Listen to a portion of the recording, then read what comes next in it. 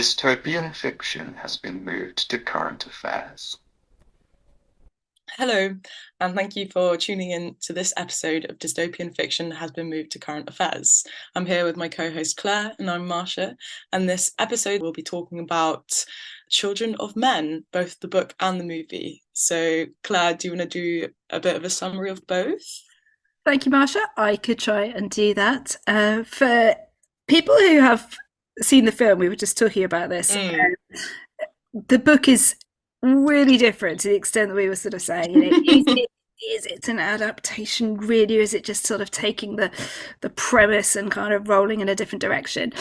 But there are, I suppose, strong similarities. The book by P.D. James called The Children of Men came out in 1993, and it follows the story of a man called Theo, an academic living in Oxford, whose cousin, significantly, is at this point the Warden of England. And the reason that England has come, or in fact the whole of the UK has come under this kind of authoritarian rule, is as a consequence of an event known as Omega, which happened 25 years previously, where babies stopped being conceived and born.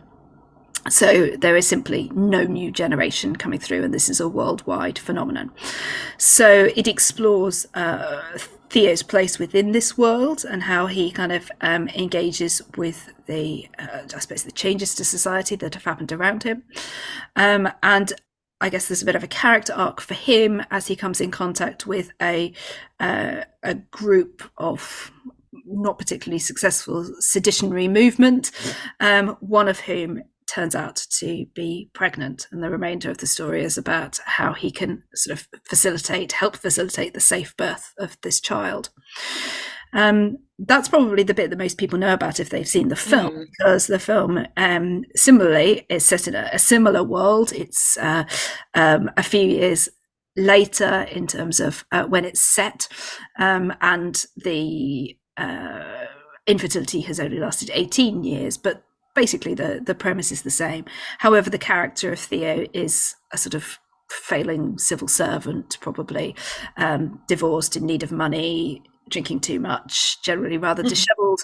And he becomes involved with the rebels because his ex-wife is the rebel leader. And similarly, there is a young woman who is pregnant who needs to be kept safe, but in that case, it's to get her out of the country to a potential haven known as the Human Project. So I suppose that's the rough plot of each of the... Quite a difference. There are, aren't there? I mean, we've sort of said we're going to focus mainly on the book because we think there's a lot more depth there, but we will see the film. But as well as the plots being quite different from each other, what did you feel were the major differences in the kind of worlds that were created? Well, I think we were discussing about how in the book there's the Warden of England, Theo's cousin in this instance, who they sort of grew up together, basically runs the country. And there's this idea that they constantly repeat about how Zan, that's his name, the Warden of England, provides comfort, pleasure, and security, and that's the kind of main ethos of his rule. And he sits on this basically unelected council, and I think they've been in power for about 10 years or something like that. Is that right? Or is it I can't longer? remember. It might be longer than that, I think. But they've been in power for a long time. There's been no general election, but it's kind of people are living in a sort of peaceful existence, but almost in blissful ignorance, because there's a number of, with this revolutionary group, the Five Fishes, which are a lot smaller in the book, whilst I think it's a much bigger organisation in the film. Nationwide kind of revolutionary organisation. Yeah, in the film, it almost feels similar to how in our first episode when we talked about The Last of Us, the sort of Fireflies is this organised, military revolutionary group that got money and funding, a bit of safe houses and things. Exactly. In the book, it's basically 5 people who kind of know each other, who all feel that there's something a little bit wrong.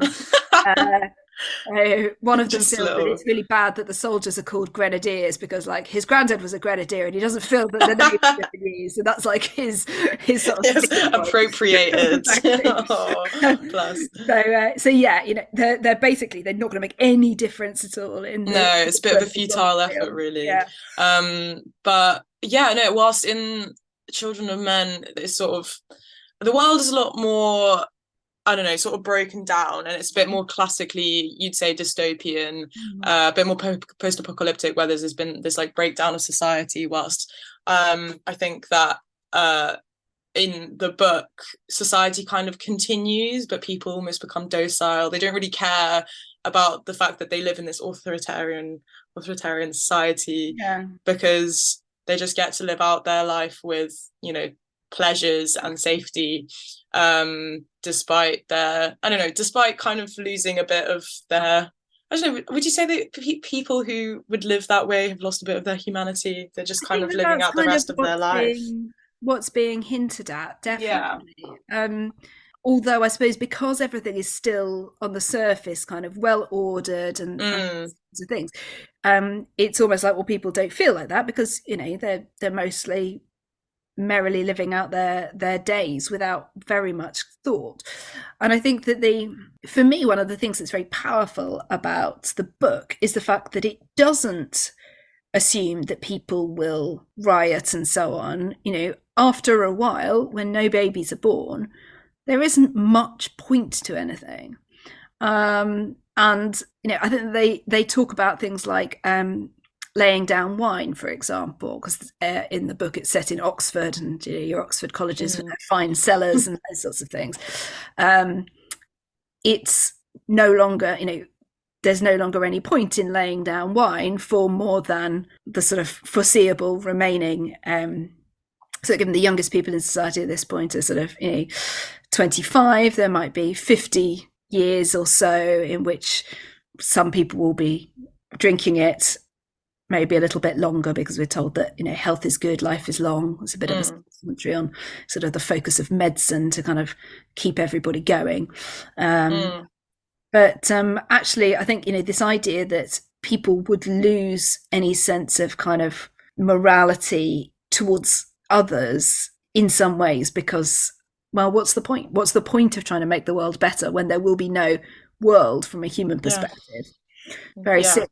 And for me, that seems actually, you know, in a way that the five fishes, with their list of things that they want to change, which are fairly disparate and certainly things that most people evidently don't care about, feels a lot more kind of realistic, that there would be a few kind of earnest people who would say, you know, no, there are values that matter more, we have to try, and those kinds of things.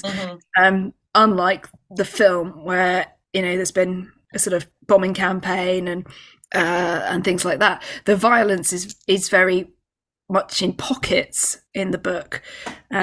With Zan as Warden of England basically saying, well, we can't keep everywhere safe, so we'll make sure that towns and cities remain safe and that they remain viable. We'll focus the energy and the infrastructure on those places, and we'll move people in so that everyone can continue to survive.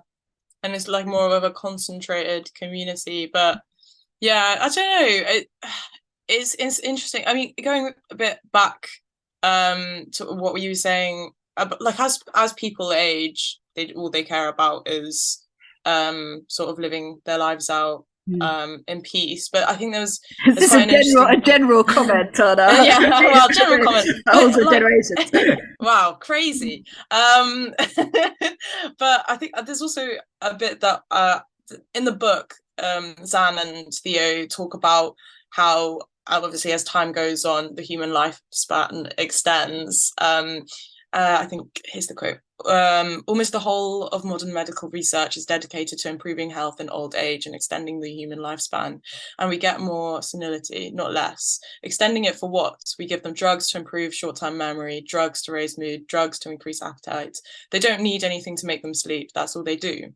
What I wonder goes on in those senile minds during those long periods of hard consciousness, memories, I suppose, prayers. Which is, I mean, this is this is interesting. I mean, we'll talk about in the book. There's this concept of a quietus. Is that how you say it? Quietus? I'm saying quietus because that's Quietus. what they said on the audiobook that I listened to. Therefore, okay. must be right, but I don't think it's say it. Quietus, yeah, which maybe we'll dig into a bit more later, but it's where sort of these elderly people volunteer themselves to a suicide, basically, in simple terms. But yeah, it's even despite being provided all of their needs, because I think there's a lot of discussion about how because there are no future generations, people don't care of making a better future for themselves or for their future children. And that's also in the movie, which we thought was really funny, that Zan no longer exists as the Ward of England, and instead Theo has a cousin called Nigel, which is a bit of a downgrade. It is becoming a Nigel, becoming a rich guy who sits in your arc of art with Michelangelo's David, and exactly. I mean, this is it. So he's just this man was he like assigned to go collect all of these big sort it's of. Not quite clear. They say something like, "Oh, does he have those?" Funds his art arc or something. Basically, yeah, he's just this guy that like lives in his house with his. Does he live with his wife? I think still, or does she pass away? I can't remember. Wife. We see like a grown up kid, like I guess an Omega kid, who's sort of plugged into like a gaming thing and has to take pills, none of which is ever explained. No. But yeah, poor old Nige. Yeah, poor old Nige. Minor character by comparison with Zan. Nigel has collected all of this art, and I think Theo asks him what the point of it all is if no one's going to be able to basically be witness to all of these creations, if there are no future generations to see it. And he just says, I'd rather not think about it. Which is again sort of going back to living in this blissful ignorance whilst enjoying the pleasures that surround you, that are provided to you. Which that I think is a bit of a correlating feature within the book and the film. Yeah, I think that's right. And there is a degree of out of sight, out of mind. So I mean, one of the things that we know that they have done in order to maintain peace, and I think again this is a really practical thing, so by and large you've got very few people presumably under the age of 30, if we imagine that things started to tail off rather than all sort of just stopping in a day. But so your youngest people are 25, and so you've got this very this aging population, as you were saying about this kind of keeping people going. Then things like policing, on the one hand, probably you've not got the elderly going around and committing many violent crimes with walking sticks and so on. Shout out to our many boomer listeners. We believe in you. No, but you can see that from a point of view, but there's also this idea, I think, that what would be the sort of thing, this decrease in crime may have happened naturally, but you also can't police it because you haven't got enough younger, healthy people to fill all the jobs that require those. And so they create a penal colony.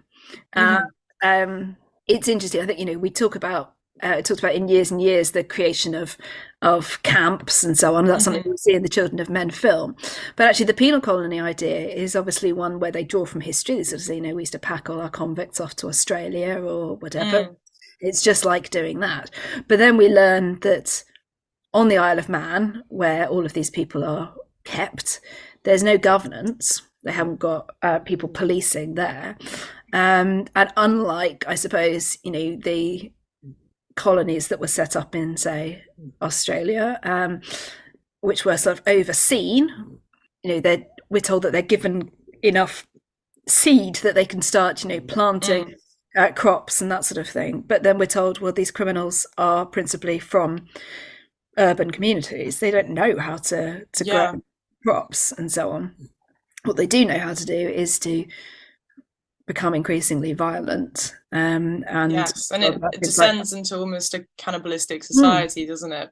Yeah, Because I the mean, what else strong are preying they? on the weak. Yeah, Exactly.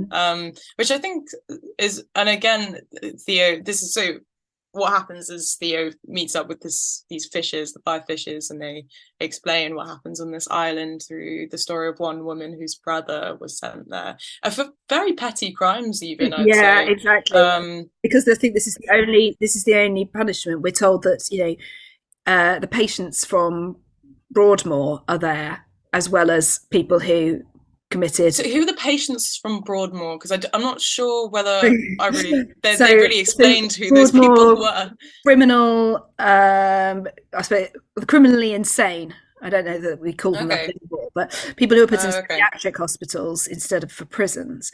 The idea is that we're not able to maintain places like that, and so they've been put on the island. So we're sort of saying, like, everybody from the existing prison population, lifers and so on, as well as you say, people who do, I think, what did they say? It's something like, you know, 2 counts of burglary or 1 count of violent crime, and he stole something from an omega who fell over when he stole it. Yes. So yeah. But so, and I mean, it's quite interesting because I'm not sure in the book how much they talk about sort of whether there are like still class disparities within Britain. I mean, that's always sort of been a huge thing, like, because are there still people who live in poverty within this dystopia? I'm not sure, because obviously people who are have like a less privileged position, especially financially, are more inclined to steal, and because, you know, it's sort of a thing of survival. And you know, how is that, I don't know, how is whether that, I'm not sure that's really discussed in the book or not. And that's quite a big thing in British culture, especially, which I think is an interesting thing to have kind of omitted as a discussion point, because there's a lot of things that are talked about within this. Well, my partner sent me a blog post written by Mark Fisher in 2007 when he went to go and see the movie, and he describes Children of Men as basically, it's different to, we were saying how it's different to most dystopias, because it's almost like because it isn't that sort of complete collapse of society, but it is a catastrophe that someone's living through. I mean, the quote is, firstly, the film is dominated by the sense that the damage has been done. The catastrophe is neither waiting down the road, nor has it already happened. Rather, it is being lived through. There is no punctual moment of disaster. The world doesn't end with a bang. It winks out, unravels, gradually falls apart. I think it's a really good way to describe what makes this book specifically interesting. As you read that, about this question about class, because I suppose one of the things that happens is that, on the one hand, the population shrinks dramatically, and the sort of numbers are given, you know, of the you know, population that's been waning for 25 years, so it's a significant number of reduction of mouths to feed, as it were. You would think a very significant reduction in people to do jobs, although of course a whole swathe of jobs no longer exist. Schools, Theo himself as a university lecturer is now doing adult education because there's no undergraduates coming through. So the sort of loss of jobs and things like that, but also we learn, I think, that because they're bringing sojourners in, so for people who haven't read the book, the sojourners are basically the Omega generation, the youngest generation from other countries. Because Britain is coping better, they choose to spend their lives essentially enslaved, because they're not paid, they're simply housed and fed and allowed to work in this country. And they aren't granted citizenship, they're simply repatriated when they turn 60 or if they're no longer able to work. So, you know, this idea that essentially in order to escape from their own countries for at least part of their lives, they come and work in Britain because Britain is a more functional society. And this is all done by a quota system and things like that. Assuming that we've therefore got in Britain more younger people, because we've got these imported younger people to do our dirty work, essentially, there's probably actually a certain amount of money floating around, because overall, as a society, economically, yes, we have still got people working. Yes, we have still got kind of society functioning. You might actually assume that because of the things that Zan does to make sure that everything kind of keeps going and ticks over, people are generally better off. Although some of those things we know about are, for example, the giving of pensions to those who are left behind following a quietus. So if your dear grandmother decides she's okay with killing herself, then you will get... Was there also a bit at the beginning of the book where there were a number of people that did kill themselves as a result of Omega? Yeah. Where it was almost the opposite of where the family members, to stop this from happening, family members would be fined in the occasion that their relatives killed themselves, which again, it's sort of interesting to see that progression of like, I don't know, it's I don't even know how would you feel about such a policy that's so... I suppose that what gets raised here is, well, actually, it takes us back to something you were saying earlier. We've got, on the one hand, a sort of medical science we're told has basically kind of eradicated Alzheimer's, things like that, so greater quality of life in later life, but also this description of people basically drugged left, right and centre so that they can live half asleep, and so on. And then on the other hand, we've got this idea that actually there's encouragement for people to end their lives because it will benefit their families, which of course is one of the principal arguments against legalizing assisted suicide, because of this idea that even without a pension involved, family members might pressure their elderly, or the elderly might feel that they're a burden, and therefore they'll seek assisted suicide. But obviously the Children of Men has gone beyond that, beyond just an acceptability to assisted suicide, but actually kind of treating it like a something that will benefit your family because they'll get a pension.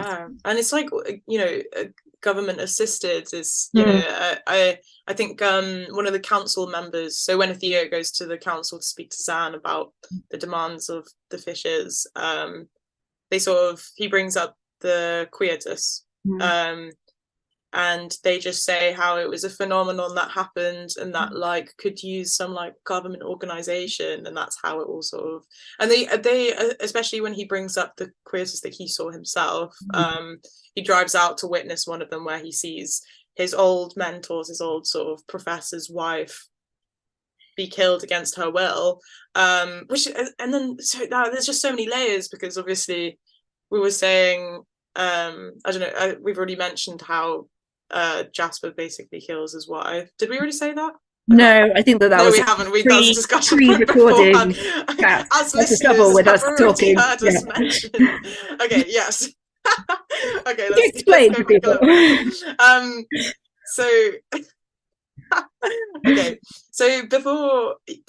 before Theo goes to see the council and goes to speak to Zan about the demands of the 5 fishes, he goes to see a quietus. Where does it happen? Do we know? It's near me. It's Southwold. Oh, Southwold. Yes. Which it's a bit of an ordeal, because he watches as these like rows of, I think it was only women as well. Yes, they seem to be done by gender. They seem to be done by gender. I don't know. Do you know? We'll come back to it, but do you think there's much of like a gendered narrative as well in the story here? Because I think there's especially mentions about how Zan doesn't have any women within his like general sphere other than on the council, so Theo discusses the concept of whether that's because to completely avoid any accusations of like an affair, but on one, like that's on one hand, but on the other hand to have a sort of patriarchal system of just like masculine authority, that's like unemotional. Again, the sort of perpetuate. I mean, the book was written in the 90s. Yeah, in the Saying 90s, it's the most like it's pretty not too like anything. No, Bad. no. I mean, I think one of the things that I think interested me with respect to kind of the gender and sexuality part of it is there's probably two things. So firstly, you're right. We've got Zan kind of removed from relationship basically at all. We're not told about any relationship that he has had. He's not married, although I think he does allude to marrying Julian before he gets shot at the end of the book. So he's completely sort of, it's not quite narcissism, but like he needs nothing beyond himself is kind of what's implied, including Theo, who he's, they never touched one another, we're told, in childhood. But I also think that Zan has had an unhealthy experience from his own parents, because he said that his parents hated each other, but then he sort of says, well, actually it was because his father was gay and his mother married for the money and the title. So not realizing that was all she was going to get, and his father had died in a car crash with his boyfriend, and so that Zan's got a bit of a mixed up kind of background with respect to that, plus also just a really not a normal sort of a rather sort of sociopathic relationship with people. There's that, and then I think there's also the impact when so much emphasis is placed on kind of reproduction in society. I think it probably starts to play havoc with anything other than sort of a simplification into very binary gender that's associated, that completely associates gender with I suppose reproductive organs, because it's not reproductive ability, because we know that male sperm has become infertile. But of course, with everybody being sort of semen tested, and with I suppose they're trying to make sure that they know who the healthy women are who'd be able to conceive and things like that. It's rather reductionist to the bodily in terms of the way that society would see these things. Although there's also, I think, a bit of a reference to the idea that now that people can't have children, first of all, we're told they're not having sex anymore.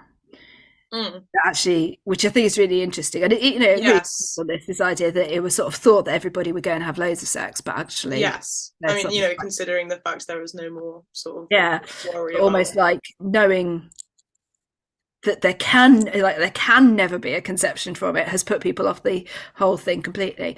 And they also mentioned that more people were having same gender relationships. I think it might even mention marriages. Oh yeah, marriage, which of course, 93 is sort of saying that. I mean, it's a little bit uncomfortable if we dig into it. If we start saying, well, now that marriage isn't about conceiving, then we'll okay gay marriage. But I think that actually it's sort of saying, it's this reflection on sort of societal, old societal constraints, norms are fading away. And I guess there's also sort of like there's a lot of conversations about love, and especially how Theo feels towards his ex-wife, and that's one of the interesting differences, isn't it, with the film? Because we're sort of told, like in the film, she kisses him on the lips. She hasn't seen him for 20 years or whatever, but she's still kind of implies that the relationship will still go somewhere. There's still chemistry between them, but that's completely different from the book. I mean, in the film, sort of Theo says, how could you get over the death of our child and just move on, and things like that. Very, very different characterization from the book, where Theo is just largely a very self-absorbed, self-centered character. That's his arc, I think, coming out of that self-centered. I mean, I think it's even he starts out the book sort of writing this very like he starts out in the book writing a memoir of sorts of his own, which is very almost self-indulgent in his sadness and his loneliness, and then towards the end, he decides that he doesn't need to write it anymore because he's on sort of some bigger mission to bring about a new hope of a human race, basically. Which I think it is a very powerful arc. I mean, I don't think we even spoke about how in the book Theo kills his own child, which is a really important one. I mean, this might lead us on generally to kind of the attitude to children as well, because this is part of Theo's identity. So in both the book and the film, he has had a child. Also links with gender, because there's something rather odd going on there. So in the film, he has had a son called Dylan, who died in a flu epidemic. Yes. And in the book, he had a daughter called, I was going to say Matilda, but that might be the cat. Can you remember the name of the child? No, Natalie was Natalie the name. The child, Matilda is the cat. Yeah, because there was a bit in the book about the cat. And he ran her over with his car when she was 15 months old. And it's just, it's an accident, but it obviously, you know, although he seems to have stayed with his wife up until about a year previously when she's left him for a younger man with whom she can have a nice home and some cats. And in fact, she's taken their cat. I think Matilda, the cat, is his cat as well, isn't it? So that's why he's invited to the sort of christening party or whatever it is that they hold for the cat. So the sort of idea about custody battles has moved from children to pets. But yeah, I mean, to go back to your point, he has this relationship with children that is very bittersweet, because he feels like he never felt as bad as he should about losing a child, because he didn't really like having a child, because he felt jealous of his child, because his child meant that he'd lost even more of the wife who he didn't love in the first place. Or maybe, would he say something like he'd sort of made himself have the feelings that he thought were love. So he is very similarly dysfunctional to Zan in some ways.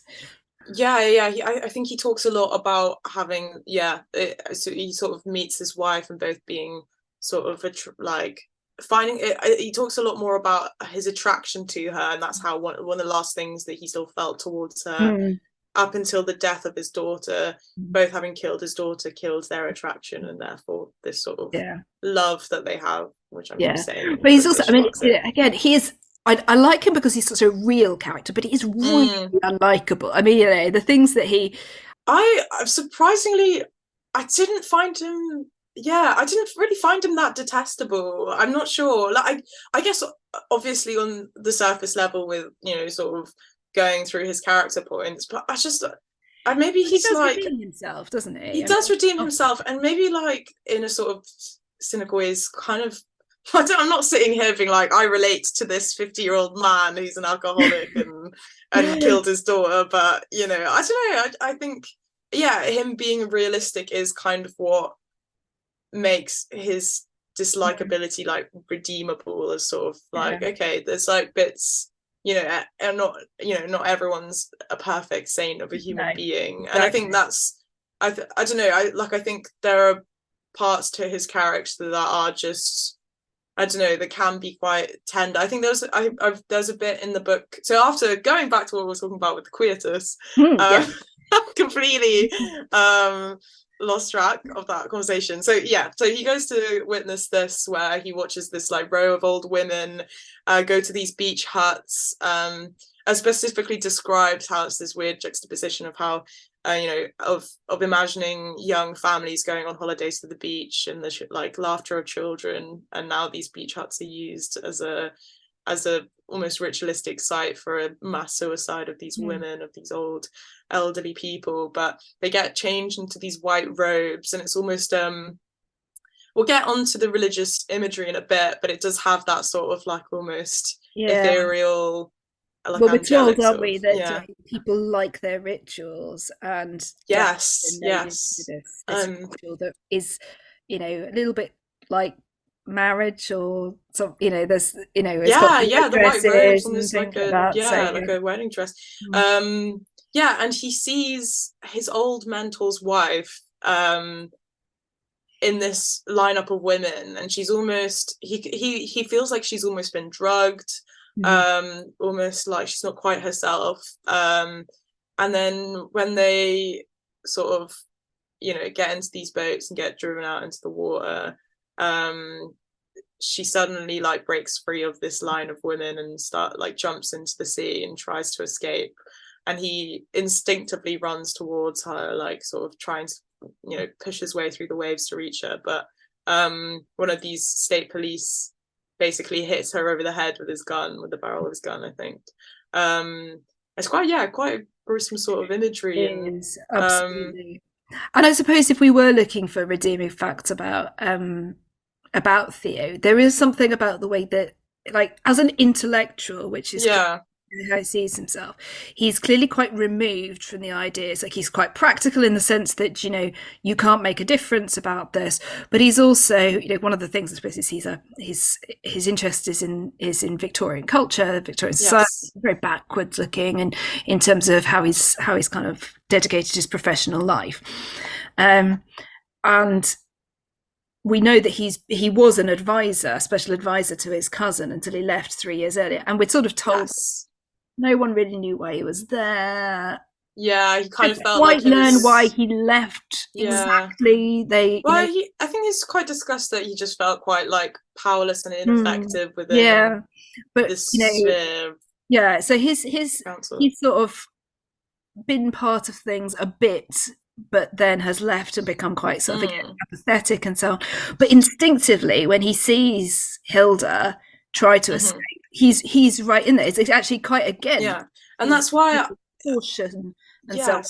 That's a very attractive side of him. Yeah, which is why I think his character is quite redeemable, despite on the surface he is this sort of very apathetic and I don't know, disinterested man. I don't know, but yeah, when it comes to sort of acting, he does, like, when he's put in a position to, like, where his like sort of morals are tested, like, he does act. Like, I think what is relatable that I find in him is, you know, he was this advisor to his brother, the Warden of not his brother. What am I talking about? His cousin, the Warden of England, and it's sort of within that role he sort of found the futility of his position, and maybe that's why he eventually. I think there's a lot of discussion about maybe he sort of feels a bit of jealousy and towards his cousin and how he's, I don't know, just not lesser, but I think that there's a fair point. We're told about their sort of childhoods where Theo lived in, because his father was a baronet, he lived in the big house at Walcombe, Zan lived in the big house at Walcombe, and Theo was packed off every summer to spend his summer holidays there. So, you know, that sense of inferiority of turning up with the wrong clothes and, you know, the feeling poor and those kinds of things by comparison, even though he also acknowledges that academically he was more successful, and, you know, in other ways he sort of achieved things that Zan didn't, but nobody quite sort of acknowledged those because Zan had the charm and the way, you know, people wanted things from him. So I think there is a jealousy there. I mean, it's another one of those interesting contrasts with the film, because Clive Owen's Theo in the film is you know, he feels unsuccessful. He feels like, so he's somebody who again has developed apathy. We're told that he was part of the protest movement and then he gave it all up, and now he's only coming back to it for the money. But of course eventually it's not about the money. He does actually act because he thinks, you know, it's the right thing to do, or whatever, possibly costing him his life, because certainly he is shot at the end. We don't actually quite know whether he dies, but maybe he does.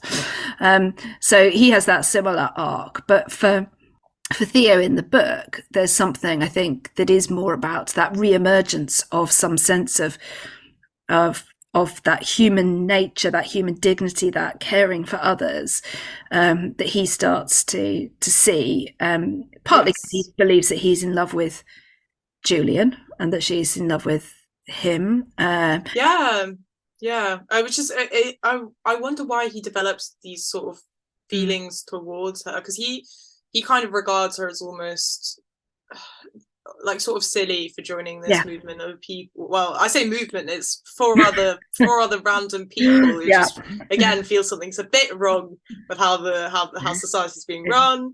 And he sort of sees her efforts as futile, and almost like I think we should probably go into the religious sort of context of this book as well. But for her, she talks about how, well, I think so in the book, Julian is one of well, she's not really a student. I think Theo had her for one of his lectures, and that's where he recognizes her, and she approaches him because he is the cousin of the Warden of England, and hopes that he will be able to pass on a message onto him about how these people feel about the society that they live in.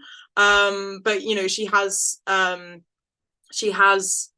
this other husband, Rolf, who I don't know. I think do you think there's like a bit of a parallel between Rolf and sort of Theo's character? They almost compete. Yeah, they really clash.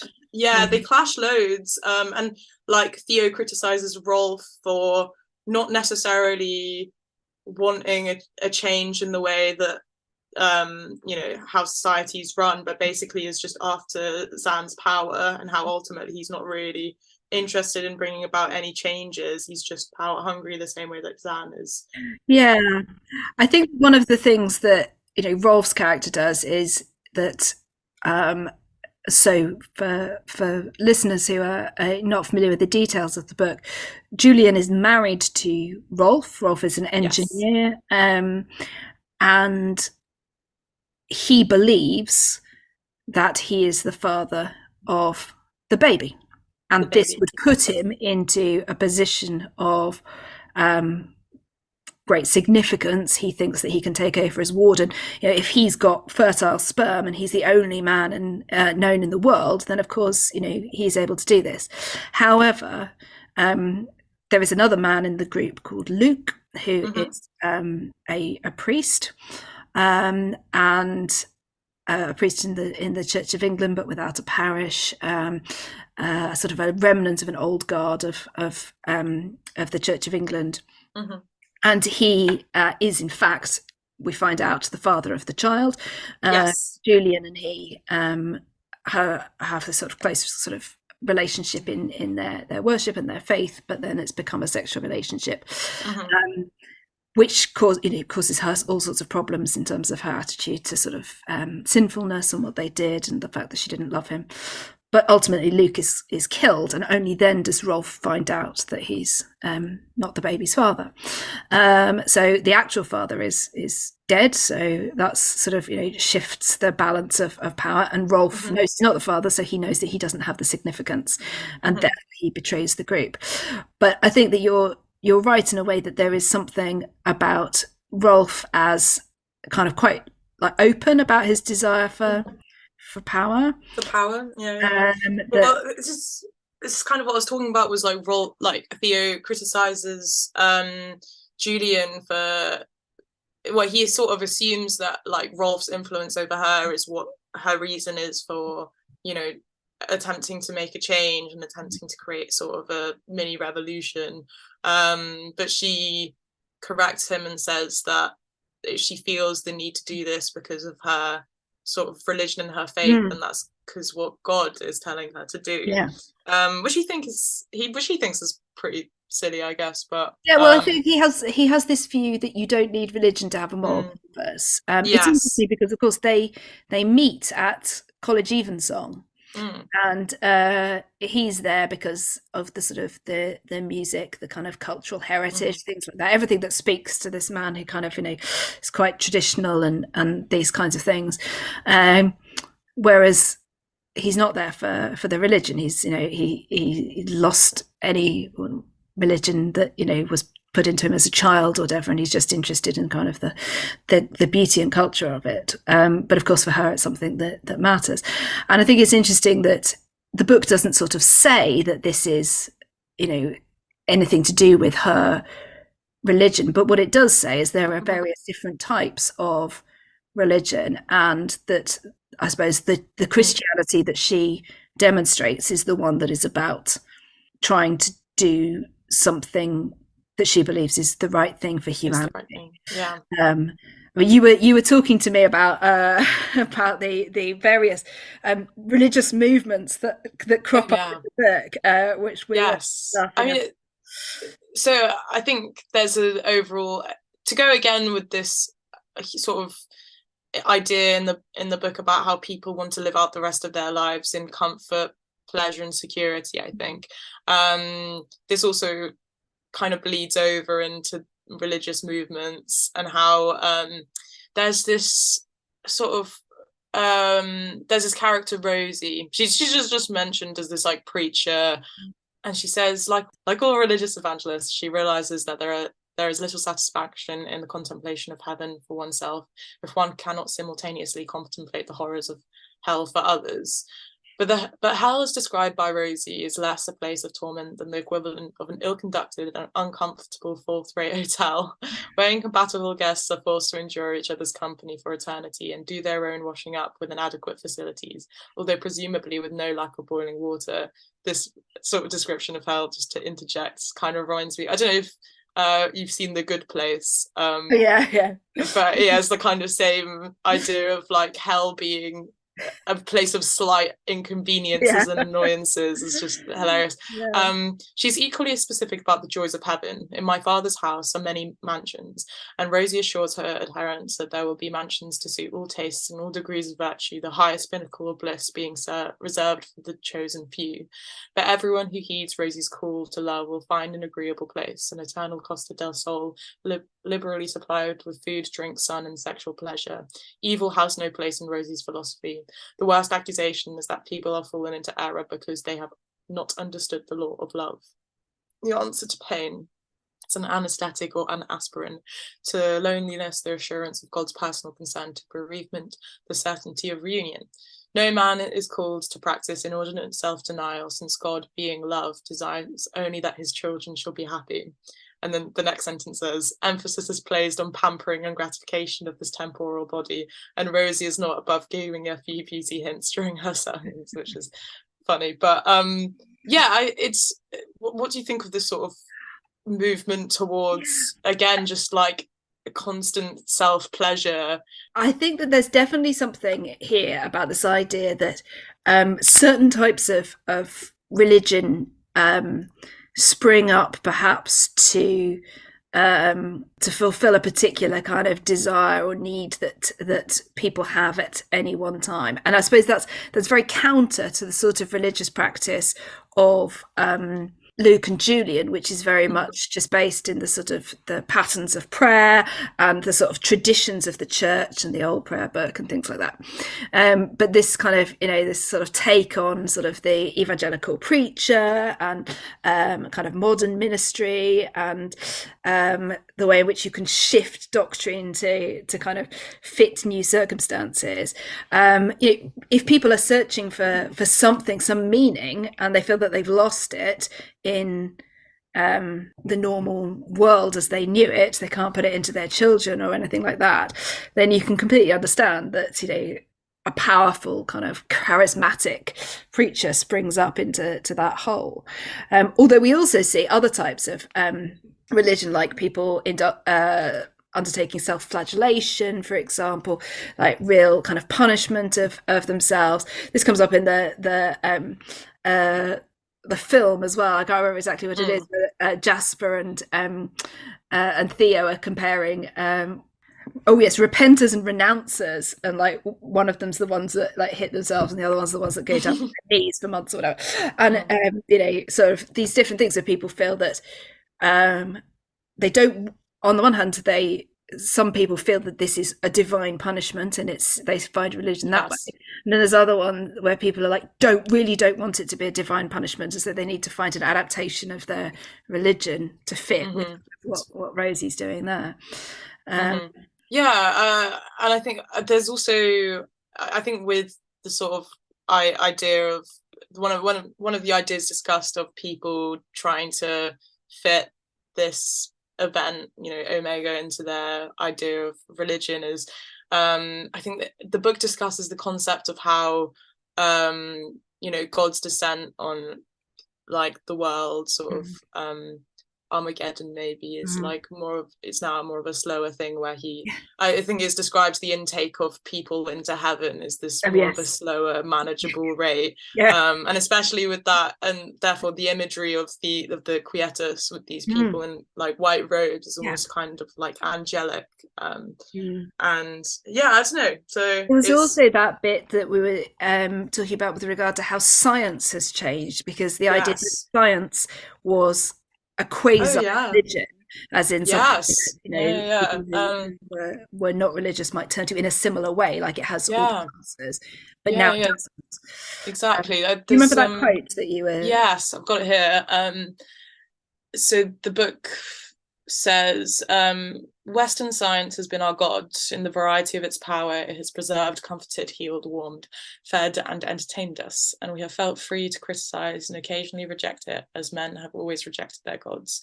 But in the knowledge that despite our apostasy, this deity, our creature and our slave, could still provide for us the anesthetic for the pain, the spare heart, the new lung, the antibiotic, the moving wheels, and the moving pictures, which is just the sort of this deity, our creature, our slave. I don't know. It's just a really, because I mean, in Western science, I do think this is such a good description of how Western science is kind of viewed, and I can imagine if in this sort of failure to explain why this event has happened, and in order to fix it, we were discussing we were discussing how we would view like science to have evolved within this story anyway. I think the book does mention some sort of idea and experimentation in genetics, but I think you also mentioned, Claire, that you'd imagine there'd be more investigation into AI and machinery that would in more technologically kind of advanced ages. This had been written, in 2023 instead of 1993. I think that there would be a different attitude to kind of how you might plan for older age. I think P.G. James predicts very well kind of the idea of medicine developing to focus on geriatric medicine and so on. But I don't think that it necessarily would be simply the case that we would rely on imported foreign workers and things like that. I mean, after all, our government at the moment seems to completely fail to understand the importance of immigrant workers within the healthcare system. So, why would it be any different? But I do think the idea of developing technology so that it better assisted people, but I suppose in 1993 that was more the realm of science fiction, whereas this is kind of quite situated in a very realistic society for the time. So I can see that. I think there is something very interesting though about this idea for us about kind of like when science fails us. I know particularly in kind of post-COVID world, there's this we're looking back now with the kind of all the hearings as part of the COVID inquiry and everything, thinking about, well, how was science viewed or not viewed and things like this. And one of the things that you and I were discussing was kind of conspiracy theory. Yes. To science. So for anybody who did not see this YouGov poll, it turns out that the majority of people think that COVID was created in a lab in some sort of crazy situation. And I definitely think that if there was any kind of rebellion going on, it would be some sort of, blame it on China or something. Yeah, literally. I was going to say, some sort of worldwide disease to stop everyone else from producing. I mean, I think we were also going to discuss a bit about sort of, like Zan has a lot of in his ethos theory of eugenics and who has the right to reproduce and who doesn't, and part of the reason that Luke, who the priest, the father of the child, was missed as someone who was fertile was because I think he had like mild epileptic shocks. That's right. We thought he had epilepsy, and Julian has a disfigured hand, I think. From birth, issue with having a sort of a clubbed hand. for me, I think it's really interesting that the film focuses very much on ideas around Britishness and the Mm-hmm. deportation of immigrants. It's a Oh highly yes. kind of shows that sort of one of the things that an authoritarian government does is obviously to kind of close borders and to really treat immigrants completely inhumanely. We're seeing the Bexhill refugee camp. It's a a chaotic, squalid place where basically there's fighting and so on. People don't seem to be being deported particularly. They seem to be mainly just being put in a camp or in a cage, but that's the focus anyway. It's all about kind of getting rid of people who aren't sufficiently British. And the problem for for Key is the fact that she is what they call a Fuji, which is presumably from refugee or fugitive. The idea that she's not British. She's a young Black African woman. And so that's the fear there that there's never going to be tolerance of a baby born from her as a Fuji and as somebody who doesn't know the father of her child. Yes. With the book, however, the issue is that Julian is disabled and therefore doesn't count as suitable for propagating the future human race. Likewise, the father of the child, and of course, the father of the child is not her husband, which shouldn't matter really in this kind of slightly post-marriage kind of. Yeah. Zan does, I think, say she's just a whore at the end. She's just a whore, yeah. So, this idea that too, I suppose, kind of diminishes her status, and again, this feeling that the baby would be taken away, and if not subjected just to being kind of great scientific interest. We should also say that just like the genders of the dead children are switched from a daughter in the book, Theo has killed his own daughter, and in the film, his son has died from flu. In the baby that is born is the other way around as well, because in the film, Key has a baby girl. But in the book, it's a baby boy. Julian has a baby boy, which of course raises again this issue of kind of like fertile sperm and whether he will be the next father of whether they can basically repopulate the world from this one baby. And I think Zan talks about maybe we'll be able to start harvesting his sperm from the age of 12. This idea that this one child will become a sperm bank. So there's the eugenics thing that Zan seems to have based his idea about who can repopulate on this this very specific idea about suitability, and then this idea that his view of a child is seen very much not in terms of kind of just the sort of miracle of birth, but in sort of practical terms of what he could do with a baby. And again, I suppose the idea of a world where eugenics would play a part in repopulation fits quite well with a world.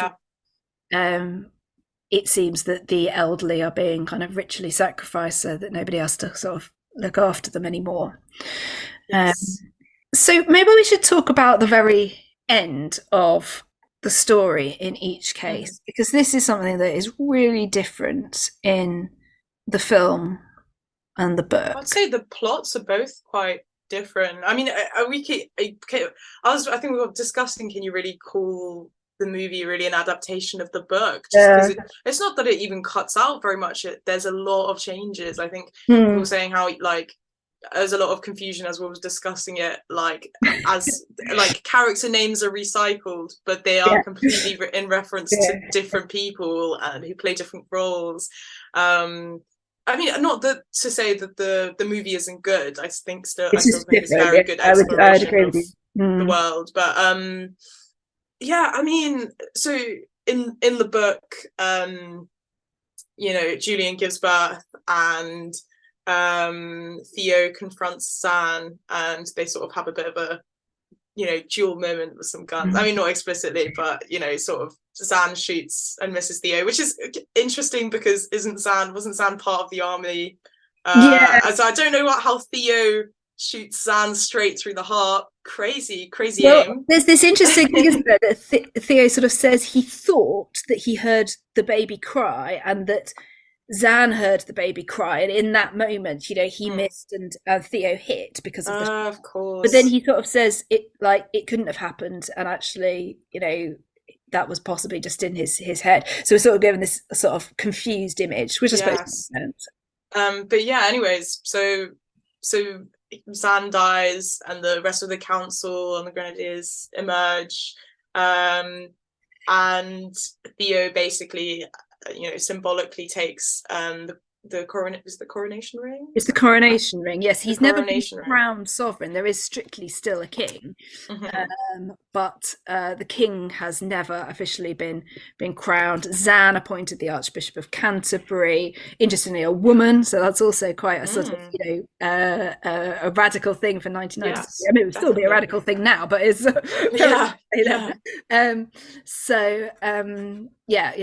there's that, but of course it's all controlled. All of these sort of institutions are controlled by Zan. But he started wearing the wedding ring of England, the ring that we all saw put on Charles's finger at the coronation. Exactly. Basically Theo takes this symbolically and puts it on his own finger and basically claims sort of Zan's power for himself, which, I mean, what do you think of that as sort of these two cousins who one has killed another and basically claimed his power? Again, it's not an elected leader. It's still sort of part of a bureaucracy. So is Theo still just as bad as his own cousin? I think in I don't know, in the book it sort of says he feels this is a necessary role he has to take temporarily in order to fix the ill wills of humanity. And the starting point is obviously that he needs to convince the immediate people around him that he is the person that they must answer to, and that he is the protector of Julian specifically. So there's an immediate need for in this sort of power vacuum for him to do this. And we see that basically there's no one else in the council, we're told, except for one guy who is basically very near death. No one else who could actually act as leader. And one of the things that I think that Zan says, which is interesting, is if anybody else wants to do this job, why don't they come and tell me they want to do it? It's basically nobody wants to stand up and take these roles. We're told they can't even get people for jury service because nobody's interested anymore. The councillors that they've got are basically there just because they get money for doing it. There's no real, everything is ratified by the top council and Zan anyway. But what's interesting is that this thing about where people feel that something terrible has happened, don't feel that anything that they can quite put their finger on is immediately wrong with society, because largely for most people it's going their way. The people it's not going for are on the Isle of Man being eaten or eating other people. The sojourners are foreigners who will never be allowed to become citizens. And everyone else, apart from possibly the odd person who doesn't want to be dragged off to a quietus, but no one's very interested. No one really watches this. Do you remember in the Southwold bit where the woman says, "Oh no, there wasn't a quietus here," when it's literally there for to attend it. People are just not really paying attention. So he wants to take responsibility, like Zan did. And there is this question, when Theo and Zan are talking about why he became Warden of England, he liked the power and so on, but I think he says something like, I looked at what other people were doing and I knew that I could do it better. And eventually he's like, no, I got bored of it. We're told a lot about the fact that no, it'll be boring or whatever, but he's still doing it because there's no one else to do it. No one else to do it, yeah. And it's hard in a way to feel that he is quite perhaps the villain. Yeah, that's true. He's made out to be. Because he's allowed to do what he's doing by the will of the people, insofar as they're not trying to change it. Although how much of that is due to the sort of authoritarian nature, because even Theo's ex-wife's new husband, so Helen's new husband, I think he sort of implied to, when Helen questions him on what he thinks about it, he almost sort of, I don't know, pauses, or you're right. I mean, there is this, they don't want to ask anyone else whether they got a pamphlet because harboring seditious material. Yeah, I mean, there is definitely that, how much is there room for anyone? Theoretically, anyone can telephone the warden, but even when Rolf does, kind of switch sides, he ends up being killed. So yeah. Okay. I've probably been too generous towards that. But I suppose there is this thing, isn't there, that, it's not enough to say that Zan is wrong. There is also a real reflection on society when it allows authoritarianism to rub us up. I don't think that we necessarily, this is not the world of the film, I suppose, is what I'm saying, where a rebel group, okay, they are themselves extremely flawed, they want to use the baby as a mascot, they are what Zan is, really, at the end of the basically. film. Theo, I think we don't know for definite whether he will become a tyrant himself. No. He has Julian there, who I think is very much a good force for him. He's in his, a grounding sort of force. She tells him that ring is not for him, and so on. But I think what we see is that sort of, the temptation he feels. But perhaps, we know that he does not want to allow the things to happen to the baby that Zan wanted. Maybe that's hopeful. But there is this thing, I think, about the idea that, you can't just topple a dictator. You create a power vacuum, something will fill it. And so you need to make sure that you're controlling what fills it. Theo is going to fill it here. Apathy of everybody else will probably allow that to happen, unless perhaps more babies are born. True. And then people start thinking about, what do we want our future to look like?